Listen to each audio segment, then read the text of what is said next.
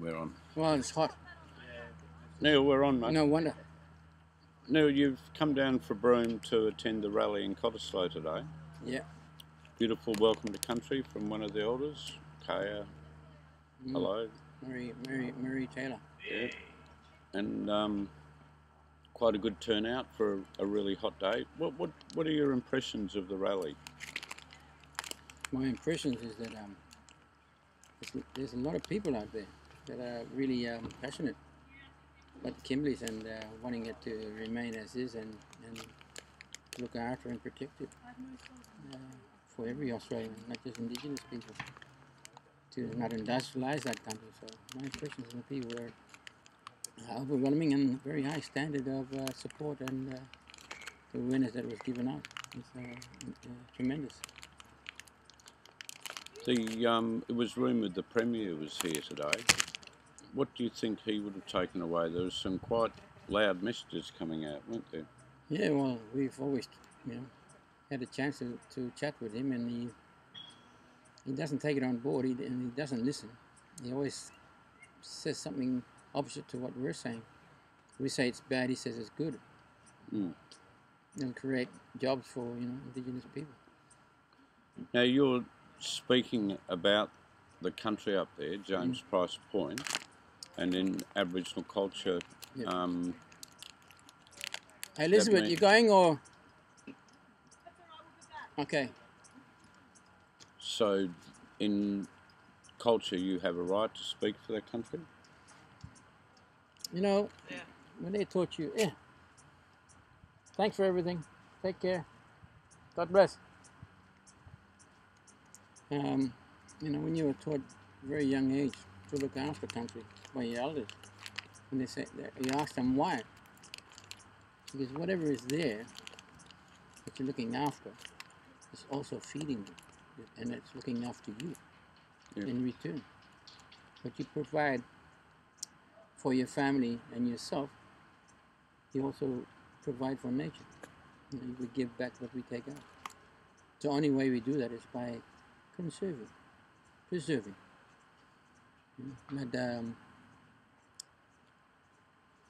Not taking bulldozers and knocking it down and blocking the rivers and taking away the trees and destroying the animals and the land and the water. You simply can't do that.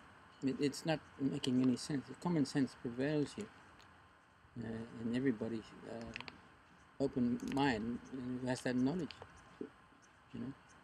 What would you do if the land was gone? What can you eat? What can you drink if everything is taken away? You can't eat money, and you can't take money with you. It buys you things, but like our beautiful lollies. It doesn't last forever. You eat this, it comes out the other end. The same like money. So nature is like the church, isn't it? It is. It is a form of religion. You praise it, you respect it, you nurture it, and you practice what you learn.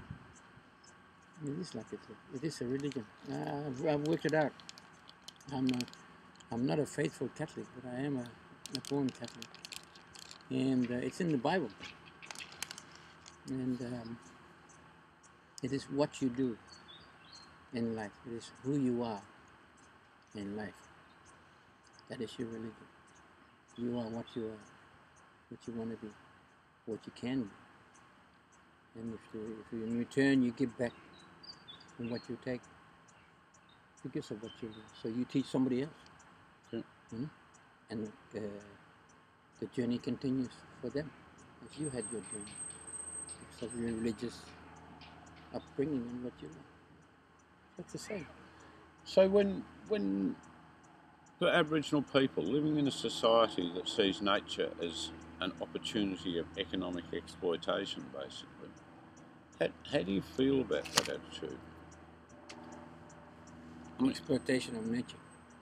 Well, it's a dominant society that believes in exploiting nature for money, and we've seen so many examples of it all over the world and all through this country. When your belief is that nature should be nurtured and we're part of it, and we have those responsibilities as custodians or whatever, what does it make you feel like when the dominant society has the opposite point of view and just wants to dig things up and make money and Destroy and take things away. and It really, really, really turns me inside out because it changes our whole belief in our upbringing, in preservation of nature. We then become greedy because now we believe in a society where, hey, the good things are taken away from the land and from the people and converted into financial gain or money. Yeah. To buy you things like nice cars, Laptop. nice laptop, table, lollies, clothes, lollies. hats, and sunglasses. These things we don't really need. It's not necessary for us to have these things, but we make do with what we can do. But we should not exploit nature to acquire these things. We don't necessarily have to have them. In spite of, you can get it just by not exploiting nature. You can get a decent job just sitting in an office, riding a bicycle, driving a car. You don't necessarily have to dig up and destroy land. Or looking after someone who's sick. Or, Yeah. Singing songs. Singing songs and sitting down with people. You get paid for it. Yeah. Even people with disabilities, they can earn money. They can do things. It doesn't stop them from not doing nothing. It just limits people to what they can and they can't do. But there's no way you should just blatantly go out and destroy things just to make money. It doesn't. It's common sense prevails. You just don't need to do those kind of things. There's a whole lot of ways you can make money, and one of them is not ripping up country and destroying it, and taking all the resources out when you can actually invest in what natural resources we have. Nature provides. Wind. You get a lot of wind from this coast. You get a lot of sun in this country. Yeah. And it might cost more, but once you've spent all that money, the energy that they provide is free. You don't spend money. And if you want to make a commercial gain, but then again, it's provided by nature. You're not exploiting nature in a way where you're destroying it. It's actually feeding you naturally energy that's been there from day one. Yeah.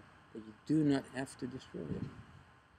And you look at the structure of those industries, the gas and oil industry in Australia, and same with food really. I mean, you look at the wheat industry. What are we doing? We're destroying our own country to provide stuff to people in another country. And when we do that, we're cutting short what's going to happen in this country in the future. I mean, if we were going to use gas, why do we want to sell it all overseas? Why don't we keep it so we got gas in the future? Well, this is double standard, see. That all creates revenue. All that sort of exportation, an exploitation. It makes revenue for the government. They sell it, and in return, the people refine it and they sell it back to us, and we buy it at a cheaper price. Yeah, we did a little movie about that one. Yeah. But we sell it to them expensive. It's funny when you think about it. They sell it back to us as cheaper. Yeah. The revenue is, you haven't really lost. You gain more by going through that process of exportation and selling it more to them and then getting it back for less. So they're pretty clever. The white man is, they try to manipulate society. So they're doing well. They're doing well. So you'll be back up in Broome tomorrow? Yeah, I'm flying out at 2:50 something, 3 o'clock. Back home. Oh, this is my second home, Perth here. I used to surf here. Yeah. But I saw Jaws. Yeah. I saw Jaws, the movie. Yeah. And I stuck on skateboards then. It didn't go on the water again. And then I you was get skating too all old around. for them, and you take up guitar. Yeah, well, you lose your balance once you start to try and surf and get on skateboards. Too heavy. So anyone watching, because we'll put this up on YouTube, anyone watching, what would you like them to do to support the campaign to preserve the James Price Point area? Just blog, Twitter, Facebook. Talk to your politicians.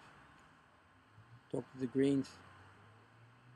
Let them know what they're doing is wrong, and that they should consider the alternative to piping the gas south of Broome to a brownfield area such as Karratha, which the joint venture partners have considered that option, but were made to join up with Woodside because of the use of the Lucid retention lease from their lease at Brown Basin.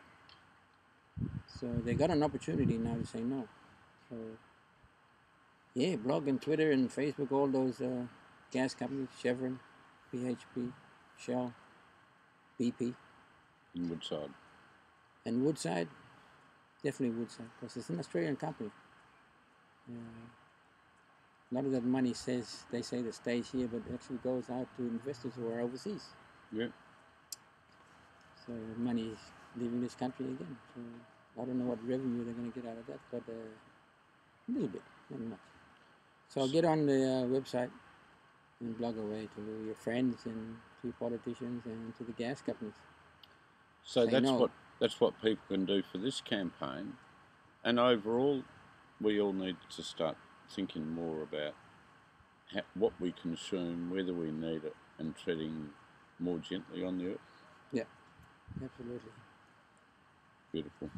Be careful. Not going to last long. Thanks, Neil. Thank you, bro. You have to give this lady the table. I'll have it up tonight. Yeah, good. It'll be up before you get back to Broome. Yeah. I'll put it up on YouTube, and then I'll post the link on that. I can't pronounce it, but the website, the Facebook site that Joe and Debbie are. All right. Yeah. That's it. Say hello to Deb for me when you see her. Yeah, sure will. And you got an email? Yeah, I'll give him a call. Oh, cool. I'll be up.